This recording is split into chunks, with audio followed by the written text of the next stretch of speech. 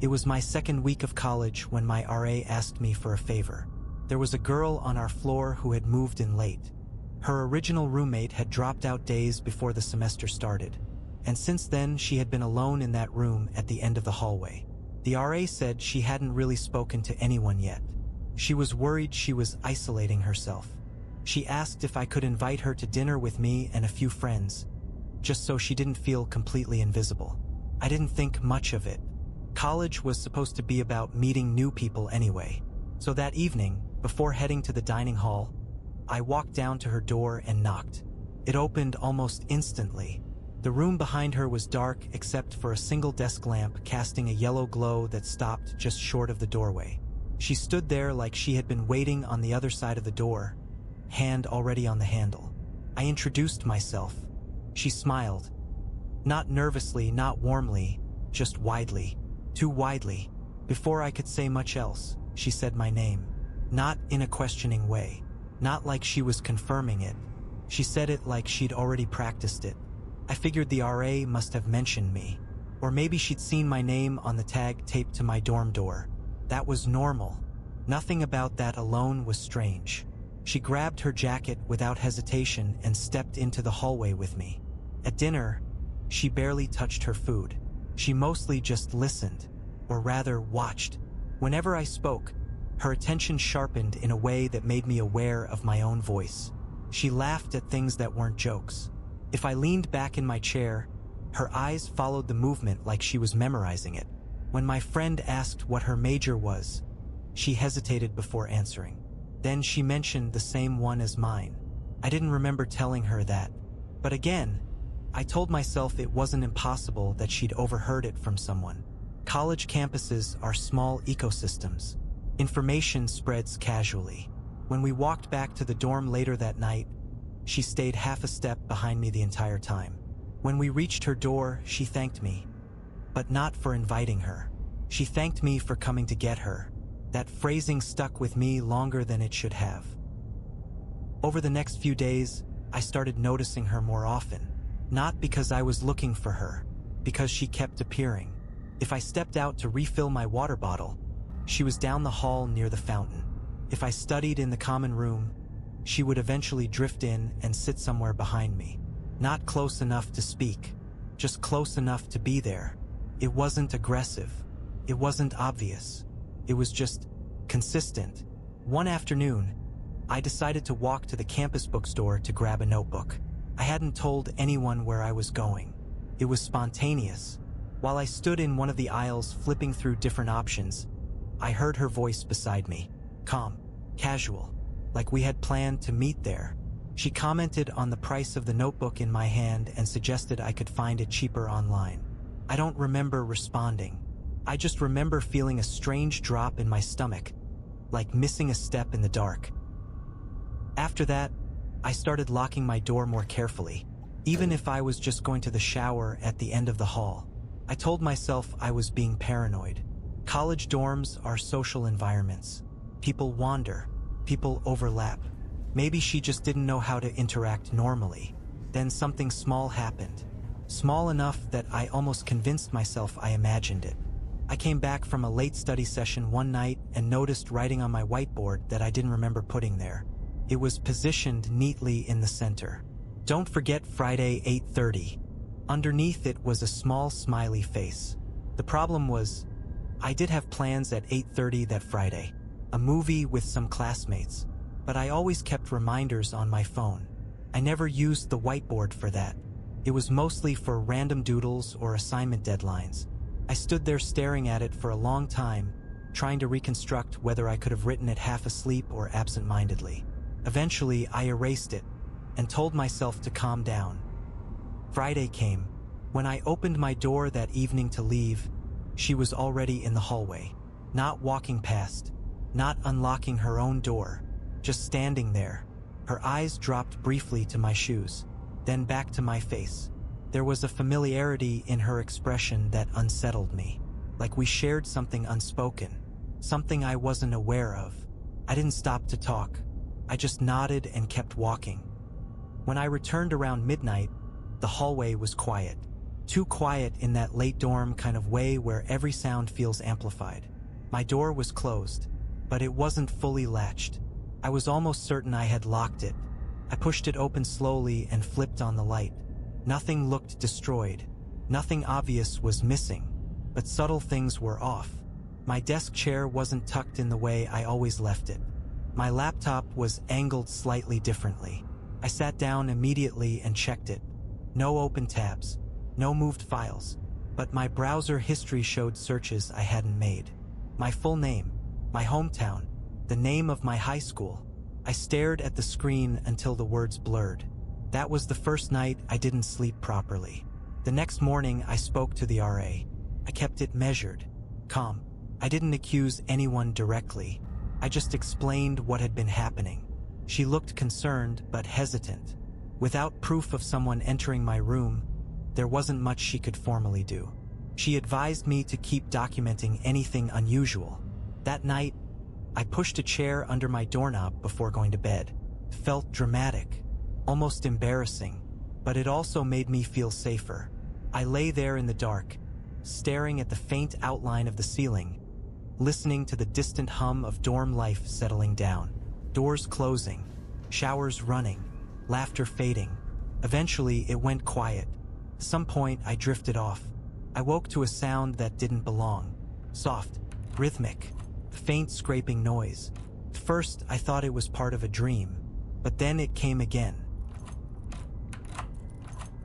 I held my breath and turned my head toward the door. The sound was coming from that direction. I sat up slowly. The doorknob was moving, not turning fully, just twitching, testing, like someone was applying the smallest amount of pressure possible, trying not to be heard. My heart started pounding so loudly I was sure it would give me away.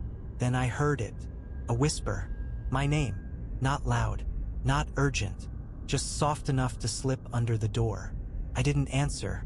I didn't move. I grabbed my phone from the nightstand and typed a message to the RA with shaking hands. "Someone is at my door." Before she could reply, the handle pressed down harder. The chair beneath it shifted slightly but held. The knob rattled once more. Then everything stopped. Complete silence. The kind that feels deliberate. After what felt like minutes but was probably seconds, I heard slow footsteps retreating down the hallway. Campus security arrived shortly after.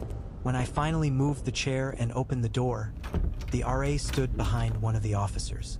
At the far end of the hall, sitting against the wall beneath the dim overhead light, was her. She wasn't crying. She wasn't resisting. She looked almost peaceful. In her hands, she held a small metal key. My spare key, the one I kept in the back pocket of my desk drawer.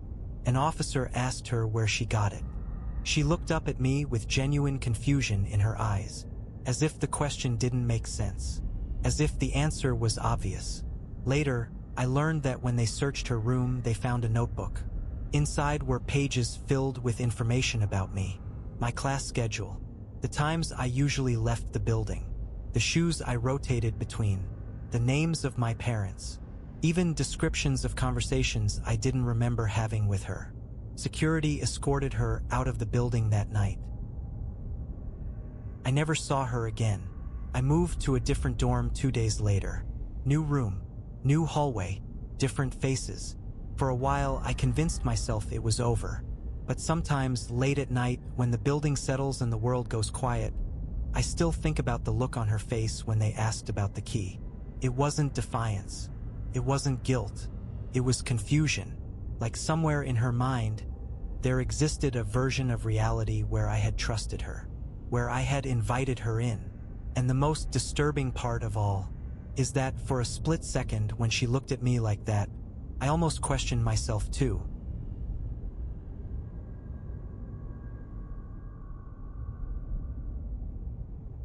I transferred colleges halfway through my junior year.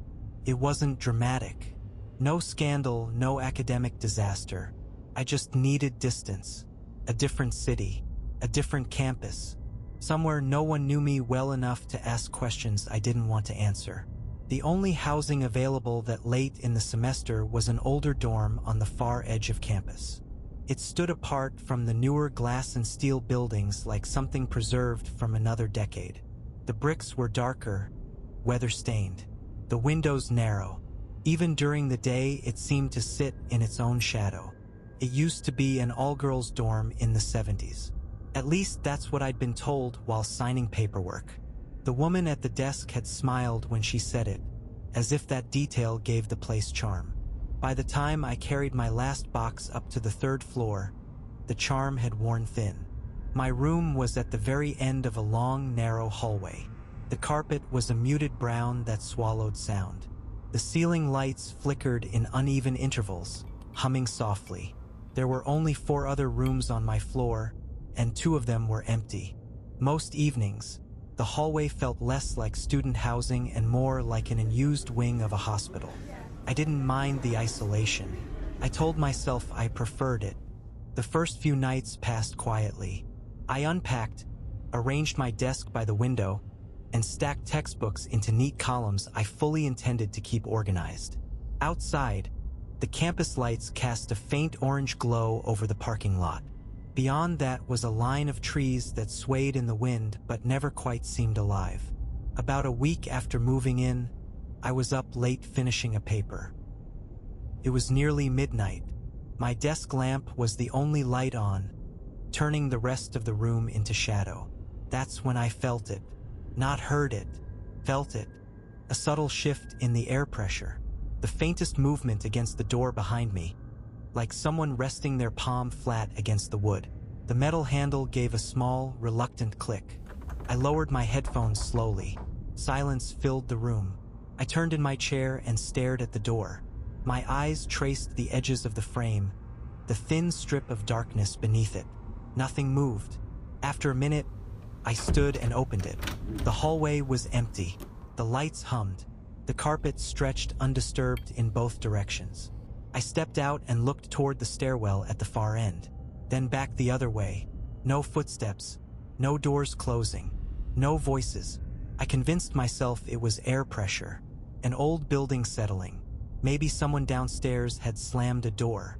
I locked mine and returned to work. The next night, it happened again. Only this time it wasn't subtle. 3 slow knocks, measured, deliberate.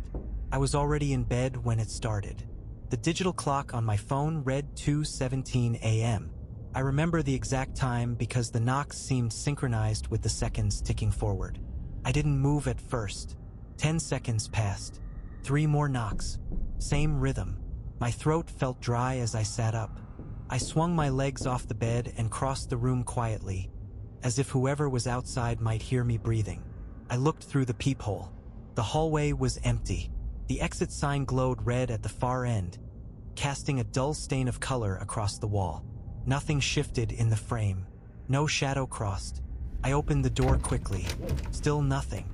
This time, though, I noticed something different. Near the stairwell door, the light seemed interrupted for a fraction of a second. Not enough to form a shape, just the sense that something had moved out of sight. I stepped into the hallway. The air felt cooler than my room, thinner. My footsteps were nearly silent on the carpet as I walked toward the stairwell. Each overhead light flickered as I passed beneath it. When I reached the door, I paused. There was no sound on the other side. I pushed it open. The stairwell lights were off. The space below descended into darkness, the metal railing catching only faint reflections from the hall behind me. I waited, listening for footsteps echoing downward. Nothing. The building felt hollow.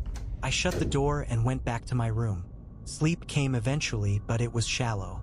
The 3rd night changed everything. I woke abruptly. No dream.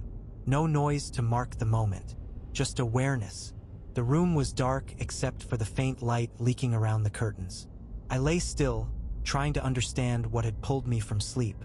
Then it came. 3 knocks. But not on the door. On the wall directly behind my headboard. The sound was muted but distinct, vibrating through the plaster and into the frame of my bed. I sat up so quickly my vision blurred.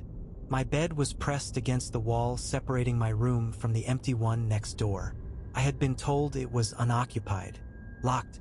I held my breath. Silence returned. Then, 3 knocks again. From the other side. Slow. Intentional. I slid out of bed and pressed my ear to the wall. The surface was cold.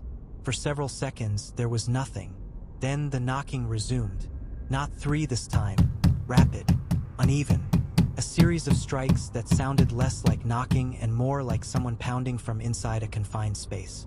I stepped back instinctively. The pounding stopped mid-motion. In its place came a different sound. Faint scraping, starting at about shoulder height, dragging downward, slowly, until it reached the floor. The silence afterward felt heavier than the noise. I didn't sleep again that night. In the morning, everything appeared normal. Sunlight streamed through the window. Students laughed somewhere outside. The building regained its ordinary shape. I reported it. The explanation was predictable. Old pipes, shifting wood, heating systems expanding in the cold. We checked the empty room together. It was bare. No furniture. No signs of use. The air inside felt stale, undisturbed. At first, I thought I'd imagine the rest. Until I saw the wall. Directly opposite where my bed had been. There were marks in the paint. 3 long scratches. Thin and vertical. Starting at about eye level. Trailing downward. They weren't cracks. They weren't dents. They were carved. Lightly. Deliberately. No one else seemed to notice them. I moved my bed to the opposite wall that afternoon. For several nights, nothing happened. I began to relax. Classes filled my days. The library kept me occupied late into the evenings. The hallway remained quiet but no longer threatening. Then I started noticing the breathing. It was subtle at first. A soft exhale when the room was completely silent. So faint I could almost convince myself it was my own echoing back at me. But the rhythm was wrong. Too slow. Too steady. It never came during the day. Only after midnight. Only when the building had gone still. The sound didn't seem to come from the door or the window. It came from the walls. From within them. I tested it one night. I held my breath completely. Counted to 10, 20, 30. The breathing continued. Slow. Measured. Unaware that I was listening. I began sleeping with the light on. The following week, I noticed something else. The temperature in my room dropped sharply after 2 a.m. Not gradually, suddenly, as if a window had been opened inside the walls. The air would grow cold enough that my breath fogged faintly in the dark. But when I checked the window, it was sealed. The vent, silent. The door, locked. One night, unable to stand it any longer, I pressed my ear to the wall again. The breathing was clearer now. Closer.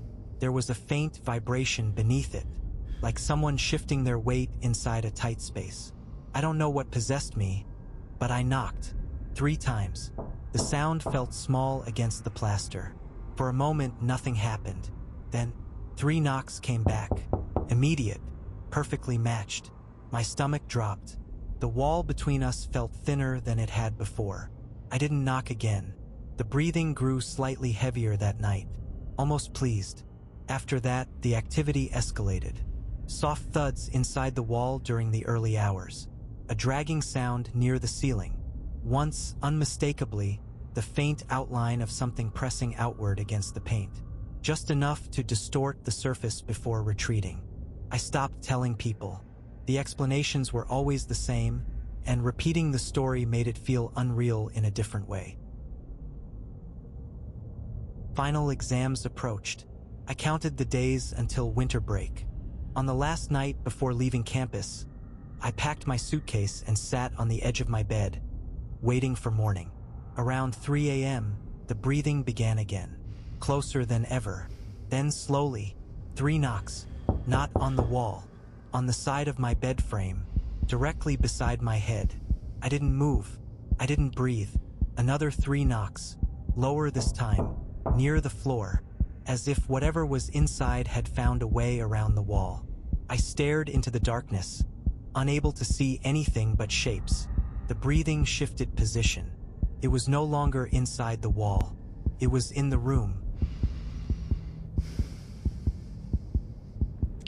Somewhere just beyond what my eyes could adjust to.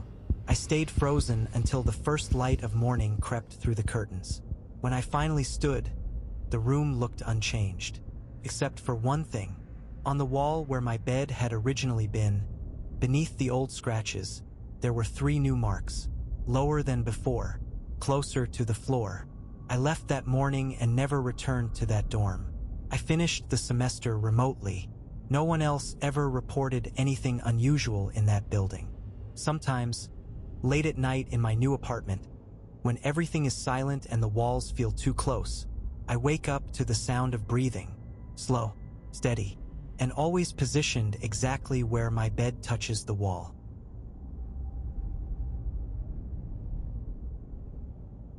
I moved to Massachusetts in late August 2017. Just as the air began to feel thinner, and the leaves around campus slowly shifted in color, from deep green to a pale, fragile yellow, as if the season itself was taking one long breath before finally letting go. I had been accepted into one of the universities in Boston, a name I had only ever seen on my laptop screen, printed boldly across digital brochures and official websites. Now the name no longer felt distant. It was real, too real. Before heading to the dormitory, I stopped by the housing office to collect my access key. The room was fairly crowded. People moved back and forth. Some looked like parents of new students, their faces a mixture of pride and quiet anxiety. Among them were men and women wearing red or blue shirts, the university's official colors, with different numbers printed on the front pocket. Those numbers caught my attention. Some of them looked far too mature to be freshmen. Seniors, maybe, or alumni who had returned to help. I began noticing a pattern. Every time the number increased, the shirt color changed. Red, then blue. Blue, then red. Like a system deliberately designed to mark something. I tried to guess. Class year, year of admission, or some other code that only they understood. A middle-aged woman wearing a blue shirt with the number 95 approached me. She smiled warmly, but there was something in her gaze that I couldn't quite interpret. It lingered too long, too observant. "Looking for your key?" she asked. I nodded. She handed me an envelope containing an access card and a small building map. She didn't clearly introduce herself, but from the way the staff glanced at her, I assumed she held authority. Perhaps the director of the Department of Residence, or someone who had simply been here far too long. Not long after, an RA approached me. He looked younger, wearing a red shirt with a smaller number. He gave me several brochures, an orientation schedule, and 2 light blue shirts with XX21 printed across the front. I stared at that number for a few seconds. I was increasingly certain it represented the class year. But somehow, seeing those numbers printed across people's chests made me feel like I was stepping into a system that had been running for a very long time. Too long, and I was just another new number being added to it. When I finally stood on the sidewalk in front of Maple Hall, the dormitory building I would be living in, I paused. The structure towered above me, its old brick walls slightly darker than the surrounding buildings. The windows were tall and narrow. Some curtains were tightly shut, even though the sun was still bright. A late summer breeze drifted through, carrying the scent of dry leaves, and something faint beneath it, the damp smell of aged wood. At that moment, I felt as if I were stepping into an entirely new phase of life, separated from home, separated from the past. I didn't know that behind the doors of Maple Hall, it wasn't just the future waiting for me. Maple Hall looked calm, almost too calm for a building that housed hundreds of students. Its brick walls absorbed the fading afternoon light. The windows stood tall and symmetrical, framed with old wood that had been repainted several times. There was nothing overtly frightening about it. No obvious warning signs, just an old building that had stood longer than most of its residents had been alive. I was assigned room 317 on the 3rd floor. The hallway was long and slightly curved, lined with dark gray carpet that muffled footsteps. The wall lamps glowed yellow even during the day, casting soft shadows into the corners. As I pushed my suitcase toward the end of the corridor, the sound of its wheels felt heavy, scraping faintly against a space that seemed just a little too narrow. Room 317 was a double. 2 wooden beds, 2 desks, 2 chairs, and 2 tall wardrobes standing side by side along the left wall.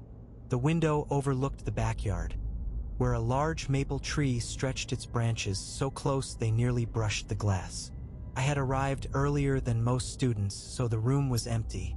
My roommate, Jessie, wouldn't arrive for another 2 days, and for the next 48 hours, room 317 would belong to me alone. The first few days moved slowly. I spent my time arranging books, folding clothes, taping my class schedule to the wall near my desk. I tried to get used to the size of the room. From the bed to the door, 3 small steps. From the desk to the wardrobe, 2.5. Without realizing it, I memorized those distances. On the first night, I slept with the desk lamp dimly lit. Not because I was afraid, just because new places have a way of making sleep feel distant. I woke up around 3 in the morning. I don't know what woke me. There was no loud noise, no phone vibration. I simply opened my eyes and felt as if something inside the room had changed. My phone read 3:17 a.m. I turned toward the wardrobe. Its shadow on the wall looked slightly longer than I remembered. I sat up and looked around the room for no clear reason. I just felt as if the distance between the wardrobe and my bed was closer than it should have been. I got out of bed and took 2 steps toward it. The surface felt cold beneath my hand, the kind of cold you would expect from wood at night. I told myself. The next morning, everything felt normal. But over the next few days, I began to notice inconsistencies. My chair was slightly tilted when I returned from class. The desk felt closer to the wall. The wardrobe seemed to stand a little further into the center of the room. The changes were subtle enough to make me doubt my own memory. When I measured the distances again, everything was the same. Was it just an optical illusion? Or maybe it's just because I'm still getting used to this new place. Jessie arrived at the end of the first week. She was friendly, talkative, and brought more belongings than I thought possible for a single semester. Her presence made the room feel more alive. We shared the space without much conflict. For the first few weeks, I stopped thinking too much about those small disturbances. Classes, assignments, orientation events. Everything demanded my attention, and yet, almost every few nights I would wake up between 3 and a little past 3, sometimes once a week, sometimes twice. There wasn't always a visible change. Sometimes it was just the feeling that the air in the room had grown heavier, thicker, harder to breathe. Sometimes it felt as if the distance from the bed to the door had shortened slightly. But when I measured it again in the morning, everything returned to normal. The disturbances never arrived dramatically. They appeared like tiny errors in the arrangement of space, like furniture shifted a few centimeters, by hands I don't remember ever touching them. One October afternoon, I was at the Central Library working on an essay assignment. Absent-mindedly, I opened an old campus news archive. I don't even remember how I ended up on that page. Maybe I had been searching for the dormitory's history as writing material. There was a short article from 1998. The title read, "Female Student Found Dead in Hawthorne Residence, Room 317. I read it once. Time of incident, around 3 in the morning. Ruled as suicide. What made me stop wasn't the content of the article. It was the name of the residence hall. Hawthorne Residence. I live in Maple Hall. The room number was the same. I closed the browser tab too quickly, as if I were afraid someone sitting nearby might see what I had just read. It felt like discovering a puzzle piece that fit my thoughts a little too perfectly. On the walk back to the dorm, I tried to convince myself that many buildings have a room numbered 317. That 3 in the morning is a common time to wake up. That I was simply tired and too far from home. That night, I woke up again at the same hour. 3:17 a.m. The dim glow of my phone screen lit the desk faintly, outlining the shapes of the furniture around me. For a few seconds, I just lay there, trying to understand what had woken me. Then I heard it. The sound was so thin, almost inaudible, so faint that at first I thought it was only my own breathing echoing against the walls. A soft exhale, uneven, short, then long, then abruptly cut off. I held my breath. The sound was still there, not inside my head, not from my own body. There was another rhythm in the silence of that night. Slowly, I tilted my head, trying to locate it. It sounded like a strained breath, like someone trying to suppress a sob, or someone struggling to breathe quietly in the dark. Small, inconsistent exhalations. I sat up slowly at the edge of my bed without turning on the light. The room felt smaller than usual, the air heavier, as if the walls had shifted a few centimeters closer without actually moving. The sound came again, clearer this time, not from Jesse's bed, from the direction of the door. I stood up. My feet touched the cold floor. Each step sounded too loud in my own ears. I walked slowly toward the door, trying to determine if the sound was coming from the hallway. Maybe someone was outside. Another student who hadn't gone back to their room yet. Someone crying on the phone. That made sense. That could be explained. My hand touched the doorknob. I opened it slowly. The hallway was empty. The fluorescent lights hummed steadily. No moving shadows. No one there. No sound. Silence. A silence that felt too complete. I stood there for several seconds, waiting for the sound to return. Nothing. I closed the door and turned around. The moment the lock clicked, the sound came again. Closer, clearer, right behind me. I froze. Now I could distinguish it. It wasn't just breathing. There was a tremor inside it. A thin tone, like a woman holding back sobs so they wouldn't be heard. A swallowed whimper, a cry that almost didn't exist. It sounded as if it came from the narrow space of the door I had just closed. As if someone was standing inches away on the other side, face nearly pressed against the wood, breathing softly and sobbing without fully making a sound. My heart began to pound faster. I didn't move. The sound came again, longer, clearer. I took one step back. Suddenly, there was movement behind me. I flinched and almost screamed. Jessie was sitting up in her bed, her hair messy, her eyes half open. "What?" Her voice was hoarse with sleep. "Why are you standing by the door?" I stayed silent for a few seconds. The sound, gone, as if it had never existed. Jessie had clearly just woken up. Her blanket was still half covering her body. There was no way she had been standing at the door. No way she had made that sound. "No, it's nothing," I said quietly. "I thought I heard something outside." She gave a small nod, too sleepy to care, and collapsed back into her pillow. The room returned to silence. I stood there for a few seconds longer in front of the door, waiting to see if the sound would come back. Nothing. Only the sound of my own heartbeat. I returned to my bed, and that night, for the first time, I felt that the silence in this room wasn't truly empty. That morning, I woke up feeling more exhausted than when I had gone to bed. I hadn't truly slept at all. All night, I drifted from one side of the bed to the other, half awake between shadows and sounds that may or may not have been real. My eyes felt heavy, but my mind never truly stopped. What happened last night was the strangest incident so far. Not just because of the sound, but because it felt too close. Maybe this was all because of the article I had read a few days earlier. About that room, about its former occupant. Maybe I had simply allowed my imagination to wander too far. A tired brain can create anything. Sounds, shadows, even the sensation of being watched. I shouldn't be thinking about it this deeply. I should let it pass, like wind.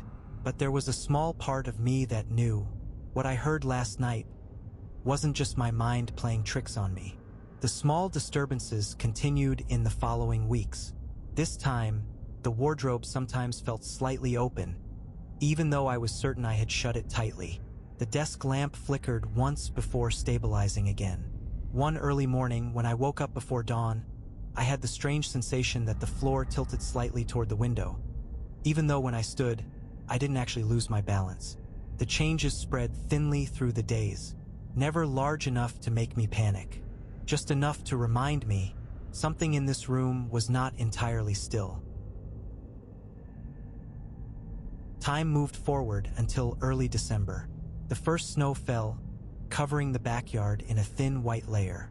Students began talking about their plans to go home for winter break. Plane tickets to my city had skyrocketed.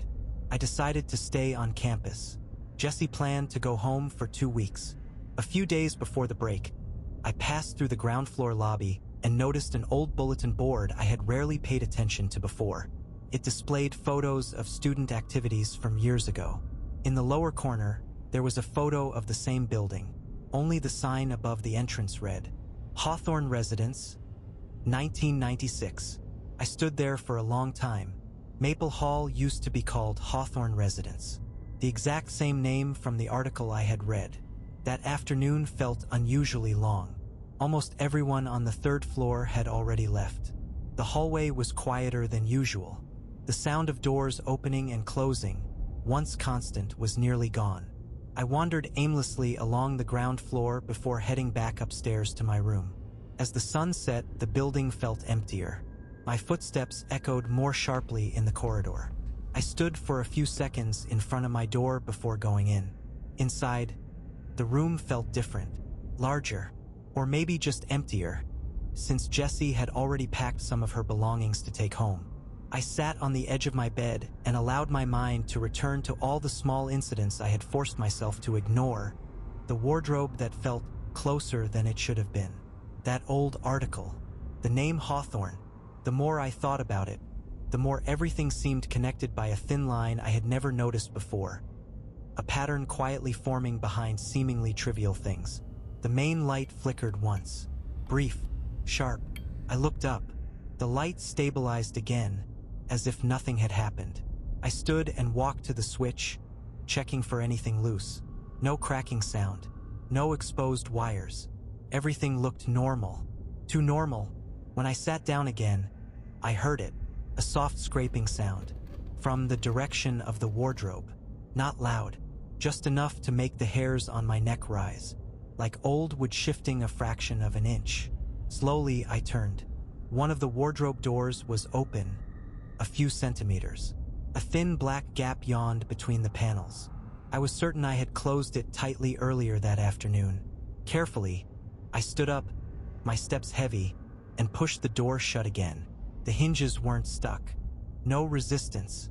No reason for it to open on its own.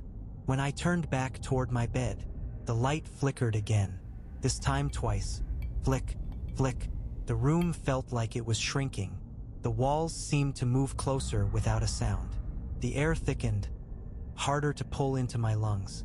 I walked toward the door, wanting to make sure it was locked, just to be certain, just to calm myself. But when my hand was inches from the handle, I froze. The door was slightly open. A narrow crack revealed a hallway darker than usual. I didn't remember opening it. In that thin space stood a shadow. Dark, tall, still. It didn't move, didn't step closer, didn't step back. It simply stood there, filling the gap of light with a shape too solid to be called an illusion. My heart pounded violently, as if trying to break free from my chest. I took one step back, feeling the air in my lungs turn cold and heavy.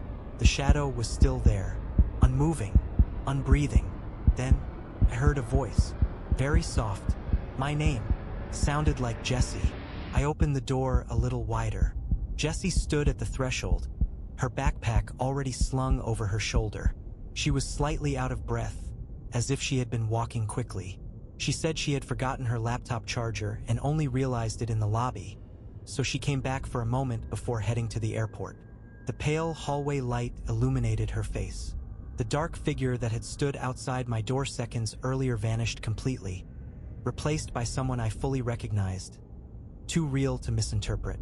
She stepped inside without much conversation, walked straight to her desk, and picked up the charger lying there. Everything felt normal. Too normal. A few minutes later, she was back at the doorway, "See you," she said briefly. Then she left. The door closed softly, and this time, I was absolutely certain I had locked it. I remained standing in the middle of the room, trying to steady my breathing, which had felt shallow for several minutes now. The wardrobe was fully closed again, as if it had never opened. The light had stopped flickering. There were no strange sounds, no shadows, just a silent room. Slowly, I turned my head, letting my eyes sweep across every corner. And then I saw it. Jessie's favorite red hoodie was still hanging on the rack. I frowned. She almost never traveled without that hoodie, especially in winter like this. Maybe she had been in a hurry. Maybe she forgot. Or maybe she didn't realize. For some reason, seeing that hoodie hanging there so still made my stomach feel hollow. I felt exhausted, physically tired, but more than that, tired of constantly feeling unsettled. The thoughts about this room, about the small incidents that were becoming harder and harder to explain, began to feel like an invisible weight pressing down on me. For the first time, a simple desire formed clearly in my mind: leave. The next morning, with swollen eyes and a heavy head, I decided to submit a request to move buildings for the following semester, something I had postponed for far too long. The reason was simple, at least on paper. I want a new environment. I didn't write about the sound of quiet sobbing, not about the flickering lights, not about the shadow at the door. Some things are easier to explain as wanting a change of scenery than trying to convince other people, or even yourself, that something in that room never truly left. A few weeks after I moved to another building, one night, I walked past Maple Hall and saw something that made my steps slow. An ambulance was parked directly in front of the entrance. Its blue lights rotated silently, no siren, casting cold flashes against the dark windows. Several students stood gathered on the sidewalk, whispering softly, their faces pale under the alternating light. A bad feeling settled immediately in my chest. I stepped closer. Between fragments of broken conversation, I heard someone mention that room number.